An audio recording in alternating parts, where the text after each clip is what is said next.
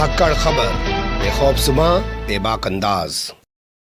धाकड़ खबर में आपका स्वागत है। मैं आपके साथ हूं अकरम रईस खान। रिपब्लिक डे पर दिल्ली के अंदर यानी कि मंगल के दिन जो दंगल हुआ उसको लेकर पूरा मीडिया आप देख लीजिए, न्यूज़ चैनल देख लीजिए, अखबार पढ़ लीजिए, हर कोई जिम्मेदार ठहरा रहा है किसानों को कि किसानों ने आके लाल किले पे झंडा फहरा दिया, किसानों ने आके आईटीओ पे बवाल मचा दिया, किसानों ने पूरी दिल्ली के अंदर 86 पुलिस वालों को गंभीर रूप से घायल कर दिया। और इसका सबसे बड़ा जिम्मेदार किसान नेता हैं या किसानों का आंदोलन है। लेकिन क्या सिर्फ किसानों पर ही सारे इस मूवमेंट का, सारे इस दंगल का ठीकरा फोड़ा जा सकता है? जो दिल्ली पुलिस है पिछले 5-6 दिनों से लगातार किसानों से बात कर रही थी, जिसने रूट निर्धारित किए थे, जिसके पास पहले से इनपुट था कि किसान ट्रैक्टर परेड के दौरान कुछ बवाल हो सकता है, उसकी कोई जिम्मेदारी नहीं बनती है। और वो दिल्ली पुलिस इतनी बेबस क्यों नजर आई कि लाल किले पे लोग उसकी मौजूदगी में झंडा फहराते रहे और वो कुछ नहीं कर पाई। और आईटीओ तक लोग पहुंच गए, वो रोक नहीं पाई, तमाम जगह उसने बैरिकेडिंग कर रखी थी। तो दिल्ली पुलिस को अगर जिम्मेदार ठहराया जा सकता है तो किस आधार पे ठहराया जा सकता है, और किसान अगर जिम्मेदार हैं तो कितने जिम्मेदार हैं? इन्हीं दोनों पहलू के आसपास अपनी बातचीत को रखने की कोशिश करेंगे। हमारे साथ उत्तर प्रदेश के पूर्व डीजी और देश के जाने माने आईपीएस ऑफिसर विभूति नारायण राय जी जुड़ चुके हैं, और जो वाइस चांसलर भी रह चुके हैं महात्मा गांधी यूनिवर्सिटी के। बहुत शुक्रिया सर हमें वक्त देने के लिए। धन्यवाद। मेरा पहला सवाल यह है कि जो मीडिया जिम्मेदार ठहरा रहा है किसानों को, तो किसानों को जिम्मेदार ठहराया जाना ठीक है क्या? देखिए, जिम्मेदारी तो कई लोगों की है। जिम्मेदारी देश के राजनीतिक नेतृत्व की भी है, जो दिल्ली जैसे शहर में कानून व्यवस्था नहीं लागू कर पाई। तो यहाँ भारत के गृह मंत्री इसी शहर में बैठते हैं, और जाहिर है कि अगर टेलीविजन पर हम लोग बैठ के देख रहे थे तो वो भी देख रहे होंगे, उनके दफ्तर में उनके सहयोगी सहकर्मी भी देख रहे होंगे। तो राजनीतिक नेतृत्व की जिम्मेदारी है, तो दिल्ली पुलिस की जिम्मेदारी है। दिल्ली पुलिस में तो मुझे, जब मैं देख रहा था टेलीविजन पे, तो मुझे लग ही नहीं रहा था कि कोई नेतृत्व है भी या कोई प्रोफेशनल संगठन है दिल्ली पुलिस जो प्रोफेशनली एक्ट कर रहा था। आज के खबरों से समझ में आ रहा, आज जो अखबारों में खबरें छपी हैं, समझ में आ रहा था कि दिल्ली पुलिस पूरी तरह असहाय थी, और वो उसको राजनीतिक नेतृत्व ऊपर से निर्देश दे रहा था कि कहाँ तक किसानों को आने देना चाहिए, कहाँ उनके साथ सख्ती की जानी चाहिए, कहाँ नहीं सख्ती की जानी चाहिए। सारा सब कुछ निर्णय कहीं और हो रहा था। दिल्ली पुलिस का जो अपना नेतृत्व है, मुझे नहीं लगता कि उसके हाथों में ये सारे फैसले थे। और किसानों का भी और किसान संगठनों की भी समान भागीदारी, जिम्मेदारी है इस पूरे दुर्भाग्यपूर्ण घटनाक्रम में, और वो अपनी जिम्मेदारी से बच नहीं सकते। देखिए, 40 से ज्यादा संगठन थे जो किसानों के नेतृत्व का ठेका जिन्होंने ले रखा था, और उनमें से किसी के पास इतना नैतिक साहस नहीं था कि वो किसी भीड़ के सामने खड़े होकर के उन्हें हिंसा करने से रोक सके। वो तो एक तरह से, जिसे आप कह सकते हैं कि बहे जा रहे थे लहरों में, किसान भी बह रहे थे और उनका नेतृत्व तो भाग गया। मुझे तो जहां तक मैंने टीवी पे देखा और बाद में आज खबरें पढ़ी, तो उनका नेतृत्व तो गायब हो गया, जो पूरी तरह से उनसे आप यही उम्मीद कर सकते थे। तो ये तीनों की जिम्मेदारी है, वो केंद्रीय सरकार की, गृह मंत्रालय की जिम्मेदारी है, दिल्ली पुलिस के नेतृत्व की जिम्मेदारी है, और किसान नेताओं की, तीनों की जिम्मेदारी है। मैं क्राइम रिपोर्ट किया हूं 5-10 साल, 3 अखबारों में रहा सर। उस दौरान मैंने बहुत सारे आईपीएस ऑफिसरों से एक बात सुनी, मैं उसको आपके सामने रखना चाहता हूं। वो हमेशा कहते थे कि सिर्फ दंगाइयों के 2 घंटे होते हैं, लेकिन हमने देखा कि दिल्ली कल कितने घंटे तक दंगाइयों के हाथों में रही है, बवाल होता रहा है। ये होने दिया गया है या पुलिस वाकई में इतनी बेबस हो चुकी है आज कि वो कुछ कर ही नहीं पाती है?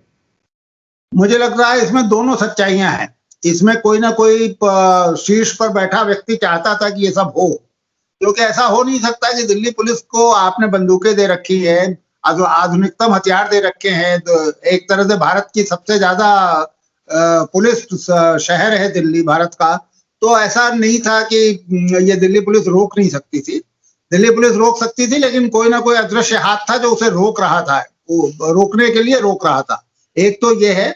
दूसरे, दिल्ली पुलिस का नेतृत्व मुझे पूरी तरह से अक्षम और जिसे आप कह सकते हैं अयोग्य लगा, कि मैंने कहीं भी किसी भी पॉइंट पर, जो मैं तो टेलीविजन पर बैठ के देख रहा था, मुझे कोई सीनियर अफसर नहीं दिखाई दिया जो आगे बढ़ करके अपने जवानों का नेतृत्व कर रहा था और जो फोर्स के इस्तेमाल के बारे में फैसले कर रहा था। ये सब कुछ हवा में चल रहा था। किसान जहां चाहते थे वहां ट्रैक्टर घुसा देते थे, हमारे आंख के सामने बैरियर्स तोड़े जा रहे थे, जो सड़कों पे लगे हुए लोहे की छड़ें थी वो उखाड़ी जा रही थी, जी घोड़े दौड़ाए जा रहे थे। मतलब दिल्ली पुलिस का माउंटेड पुलिस वाला दस्ता तो कहीं दिखाई नहीं दिया उन घोड़ों का मुकाबला करने के लिए। जी जो आंसू गैस छोड़े जा रहे थे और जी एक्चुअल फायरिंग, उसके बीच में एक रबर बुलेट जैसा एक नॉन लेथल ऑप्शन होता है, जी एक ऐसा विकल्प आपके पास होता है जिसमें लोगों की जान नहीं जाती, लेकिन जिससे लोग खौफजदा होते हैं, उसका जी इस्तेमाल ही नहीं किया गया। तो आंसू गैस आखिरी हथियार था जो दिल्ली पुलिस ने इस्तेमाल किया। और जब आंसू गैस का उल्लंघन करने पर कोई भीड़ उतारू हो जाए तो जी आंसू गैस बहुत इफेक्टिव नहीं रह जाता, ये भी हमें याद रखना चाहिए। तो मुझे तो पूरी तरह से लगा कि दिल्ली पुलिस की ट्रेनिंग, दिल्ली पुलिस के कमांड, दिल्ली पुलिस की लीडरशिप, सब में खोट दिखाई दे रहा था। और इससे ज्यादा जो जी मेरा मानना है कि कोई जी ना कोई अदृश्य हाथ था। मैं इसको एक बड़े परिदृश्य में और समझना चाहता हूं। कल 26 जनवरी यानी कि गणतंत्र दिवस राजधानी दिल्ली में चल रहा था। इनपुट्स पहले से थे क्योंकि गणतंत्र दिवस को लेकर भी आतंकी हमले होने की खबरें आती हैं खुफिया विभाग से, और किसान आंदोलन के ट्रैक्टर परेड के दौरान भी कुछ ऐसी घटनाएं हो जाने की खबरें पहले से आ रही थी। तो तैयारी क्या थी? आपको किसी मोर्चे पर दिल्ली पुलिस तैयार दिखाई दी? दिल्ली पुलिस बहुत बड़ी संख्या में डिप्लॉयड थी। दिल्ली पुलिस के पास हथियार थे, दिल्ली पुलिस के पास दूसरे उपकरण थे, लेकिन उन्हें उन हथियारों का इस्तेमाल करने देने का की जो चाहत थी वो नहीं थी। आप देखिए, आज तो जो मैंने अखबारों में पढ़ा है, कल रात ही, कल का मेरा मतलब है कि 25/26 की रात में ही ये तय कर लिया था किसान संगठनों, कुछ किसान संगठनों ने, कि वो कोई रास्ता वास्ता नहीं मानेंगे, जो उनको रूट दिया गया उस पर उसका पालन नहीं करेंगे, और वो लाल किले जाएंगे या वो जनपथ जाएंगे या इंडिया गेट जाएंगे। ये सारी बातें कल ही, परसों ही तय हो गई थी रात में। जी तो इसका मतलब तो ये बहुत बड़ा एक इंटेलिजेंस का फेलियर भी था। अच्छा, जी मजेदार बात है, जो ये फैसले हुए थे ये कोई गोपनीय नहीं हो रहे थे, ये जी बाकायदा माइक से अनाउंस किए जा रहे थे। जी और कुछ पंजाबी चैनल्स पर ये इन्हें दिखाया भी गया, उन बहसों को जिसमें ये फैसले लिए गए दिखाए भी गए। अगर जी इसके बाद से आपको ये एहसास नहीं हुआ तो इसका मतलब कि आपकी बहुत बड़ी इंटेलिजेंस फेलियर है। तो ये दिल्ली पुलिस तो हर तरह से मुझे असफल दिखाई दी। और कम से कम दिल्ली जो देश की राजधानी है उसकी जी सुरक्षा करने में तो मुझे नहीं लगता कि जो अभी नेतृत्व है दिल्ली पुलिस के पास वो किसी भी तरह से सक्षम है। आप नेतृत्व की बात कर रहे हैं। पिछले साल के दिल्ली दंगे मुझे याद हैं। उस दौरान जब मामले नहीं रुक रहे थे तो उस वक्त के कमिश्नर को हटा के एसएन श्रीवास्तव को लाया गया था और इस उम्मीद पर लाया गया था कि वो कुछ करेंगे, लेकिन वो तो कल कहीं नजर भी नहीं आए सर। उनके जो जॉइंट कमिश्नर थे या स्पेशल कमिश्नर थे वो एक एनआई को बाइट दे रहे हैं बस कि हम छोड़ेंगे नहीं, सख्त कार्रवाई करेंगे, वो भी शाम के 5-6 बजे। पिछले साल नॉर्थ ईस्ट डिस्ट्रिक्ट में भी जो कुछ हो रहा था उसमें दिल्ली पुलिस के नेतृत्व की विफलता दिखाई दे रही थी। वो जो उस समय पुलिस कमिश्नर थे वो एक्सटेंशन पे चल रहे थे, उसके पहले रिटायर हो चुके थे। चुनाव की वजह से उनको एक्सटेंशन दिया गया और फिर वो उसी समय ये दंगे हो गए, तो वो तो पूरी तरह से अक्षम साबित हुए। बहरहाल क्योंकि वो रिटायर हो रहे थे तो वो हट भी गए और उसके बाद एक दूसरे सज्जन आ गए। लेकिन अब भी ये लग रहा है कहीं ना कहीं दिल्ली में बहुत बड़ी क्राइसिस है लीडरशिप की दिल्ली पुलिस में। देखिए, दिल्ली देश की राजधानी है। शुरुआती आप सारे कमिश्नरों को देखें, वो देश भर से चुन के लाए जाते थे। उनमें कोई वो काडर की बात नहीं होती थी कि नहीं इसी काडर का अफसर दिल्ली पुलिस का नेतृत्व करेगा। पहले कमिश्नर आपको याद होगा जयंत चतुर्वेदी, वो उत्तर प्रदेश पुलिस से आए थे और वहां के बेहतरीन अफसरों में से एक थे। उसके बाद भी अलग अलग प्रदेशों से, दिल्ली तो देश की राजधानी है, यहाँ आप कैडर या इस तरह के जो नैरो किस्म के इंटरेस्ट हैं, जो संकीर्ण स्वार्थ है, आप उसमें नहीं रह सकते। आपको चुन करके देश से जो सबसे बेहतरीन अफसर आपको महाराष्ट्र में हो, कर्नाटका में हो, तमिलनाडु में हो, यूपी में हो, पंजाब में, उसे लाना चाहिए। ये एक दुर्भाग्यपूर्ण बात है। लेकिन उसके साथ साथ मैं ये भी कहूंगा कि अगर एक या दो अफसर अयोग्य हैं तो इसका मतलब नहीं है कि सारा नेतृत्व अयोग्य है। आप उन्हें काम करने का मौका दीजिए, जो मुझे नहीं लगता कि दिल्ली में ये मौका मिल रहा था। ये सब कुछ प्ले कहीं और हो रहे थे, वो नॉर्थ ब्लॉक में बैठ के हो रहे थे, जहां भी हो रहे हों। ये कभी दिल्ली पुलिस के जवानों का एक के अंदर ये मुझे एक कमिटमेंट दिखाई नहीं दिया जो कल पर्दे पे दिख रहा था कि उन्हें इस जुलूस को उसी पथ पर जाने के लिए मजबूर करना है जिस पथ के बारे में, जिस रूट के बारे में फैसला हो चुका है। आप दो चीजों पे सवाल खड़े कर रहे हैं, एक तो चयन पे सवाल खड़ा कर रहे हैं, दूसरे नेतृत्व पे सवाल खड़ा कर रहे हैं। लेकिन नेतृत्व वाले पे मैं जानना चाहता हूं। फिलहाल दिल्ली पुलिस के हेडक्वार्टर के बाहर गुंडागर्दी हो रही है, पुलिस वालों पर जो है पथराव किया जा रहा है, पुलिस वाले अपनी जान बचा के भाग रहे हैं। क्या इसके बाद यहां के कमिश्नर को, एसएन श्रीवास्तव को अपनी सीट पर रहना चाहिए, उनको सस्पेंड नहीं कर देना चाहिए? देखिए, अगर उनके अंदर नैतिकता बची होगी तो उनके पास, मुझे पता नहीं कितना समय, साल, 1.5 साल या 2 साल रिटायरमेंट का होगा, उन्हें पहले ही अपने पेपर्स पुट करके और चले जाना चाहिए। सरकार तो शायद उनके खिलाफ इसलिए कार्रवाई नहीं करेगी क्योंकि फिर बहुत सारी चीजें खुलेंगी, फिर बहुत सारी चीजें जो पर्दे के पीछे ढकी हुई हैं वो सामने आ जाएंगी। तो लेकिन एसएन श्रीवास्तव को खुद अब ये समय आ गया है। जिस तरह आप देखिए, अभी कैपिटल हिल में वाशिंगटन डीसी में हुआ, जो वहां का पुलिस इंचार्ज था उसने अपना इस्तीफा दे दिया और वो चला गया। तो इतनी नैतिकता हमारे अंदर भी होनी चाहिए कि इतने बड़े फेलियर के बाद, इतनी बड़ी असफलता के बाद हम खुद स्वीकार कर लें कि हम न सिर्फ दिल्ली पुलिस के नेतृत्व को, किसानों के नेतृत्व को भी खड़े होकर के जनता से माफी मांगनी चाहिए, देश से माफी मांगनी चाहिए और अपने को उस नेतृत्व से अलग कर देना चाहिए। किसानों के बीच से कोई नया नेतृत्व आएगा जो आंदोलन करेगा। ये तो दोनों की बहुत बड़ी लीडरशिप फेलियर है। ठीक है, ये दोनों तरफ से लीडरशिप फेलियर बड़ा है, लेकिन मैं पुलिस पे ही रहना चाहता हूं। पिछले 1.5 साल के दौरान मैं खाका आपके सामने खींचना चाहता हूं सर। जेएनयू में गुंडे घुसते हैं, स्टूडेंट्स को मारते हैं, पुलिस आज तक नहीं पकड़ पाई है।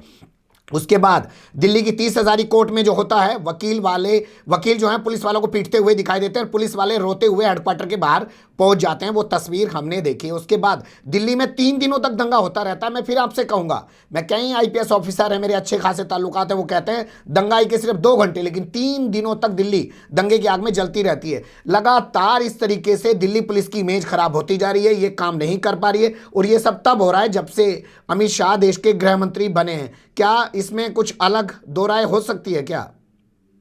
मुझे तो लगता है कि इसमें दो राय नहीं है, क्योंकि दिल्ली में देखिए, आप बलिया में, पीलीभीत में, मदुरई में कुछ हो जाए तो समझ में आता है, लेकिन दिल्ली में नहीं लगता, जहां पर कि होम मिनिस्ट्री का हेडक्वार्टर है, जहां पर गृह मंत्री खुद बैठते हैं, जहां ये संभव ही नहीं है कि जो कुछ सड़कों पे हो रहा हो उसकी लाइव इमेजेस उनके कमरे में ना आ रही हो। तो वहां पर अगर इस तरह का हो रहा है तो इसका मतलब कि पूरे सिस्टम को रिवैम्प करने के, पूरे सिस्टम में सुधार की जरूरत है और जो राजनीतिक हस्तक्षेप है उसे कम करना चाहिए। आपने लाल किले की वो तस्वीरें देखी होंगी जहां पे निशान साहिब का झंडा लगा दिया गया। क्या वो तस्वीरें रोकी जा सकती थी या वो तस्वीरें रिकॉर्ड करवानी थी इसलिए सब होने दिया गया? दोनों चीजें मैं समझना चाहता हूं। एक पुलिस अधिकारी के तौर पे आप बताइएगा, अगर आप होते तो क्या कोई लाल किले पे इस तरीके से चढ़ पाता? देखिए, लाल किले पर चढ़ना तो बड़ा शर्मनाक है और वहां कोई और झंडा, तिरंगे के अलावा कोई झंडा, चाहे वो कोई धार्मिक प्रतीक का हो या किसी संगठन का हो, किसान संगठनों का हो, कोई दूसरा झंडा नहीं लहराना चाहिए था। वो तो एक बहुत ही शर्मनाक विजुअल है जो इस देश को बहुत दिनों तक हांट करता रहेगा। बहुत दिनों तक हम उसे देख देख के शर्मिंदा होते रहेंगे। लेकिन जहां तक रिकॉर्डिंग की बात है, मुझे नहीं लगता उसे कैसे रोकते, क्योंकि साथ तो आजकल सबके पास एक कैमरा है, एक फोन है और रिकॉर्डिंग की सुविधा है। तो रिकॉर्डिंग तो कैसे रोकते हैं, और वो पूरे देश को क्या पूरी दुनिया को दिखाई दे रहा होगा। लेकिन वो चढ़ना, जो चढ़ने का विजुअल है, जो बिंब है, वो बहुत ही शर्मनाक है और मुझे लगता है कि आने वाले दशकों तक वो देश को हांट करता रहेगा। मैं रिकॉर्डिंग वाली बात इसलिए कही सर कि मतलब ये तस्वीर पैदा ही नहीं होती, ये तस्वीर सामने ही नहीं आती अगर थोड़ा सा पुलिस वहां पे काम करती। ये तस्वीर जानबूझ के पैदा करवाई गई है शायद, कि कल को कहा जाए कि देखो ये किसान आंदोलन से जुड़े लोग तो लाल किले पे चढ़ गए और फिर इसके जरिए किसान आंदोलन को खत्म कर दिया जाए। इसलिए मैं कह रहा हूं वो बात। अब ये आप जो कह रहे हैं वो स्पेकुलेशन है, लेकिन इसमें भी दम है। सही बात है कि भाई, आप लाल किले पर कोई चढ़ कैसे सकता है? लाल किले पर अगर चढ़ गए तो आपको उनका धन्यवाद देना चाहिए। वो राष्ट्रपति भवन नहीं आए, वो संसद में नहीं घुस गए, प्रधानमंत्री के घर के सामने नहीं पहुंच गए। इसका मतलब तो फिर दिल्ली आपने खुला छोड़ दिया था। और उस समय दिल्ली को जो 26 जनवरी में तो वैसे ही अपने हाई अलर्ट पे रहती है। 26 जनवरी में तो दूसरे तमाम खतरे होते हैं। एक किसानों का जो ये जुलूस था, ये तो बहुत बाद प्रायोरिटी होती है। हमें तो दूसरे खतरों से निपटने के लिए तैयार रहना चाहिए 26 जनवरी को।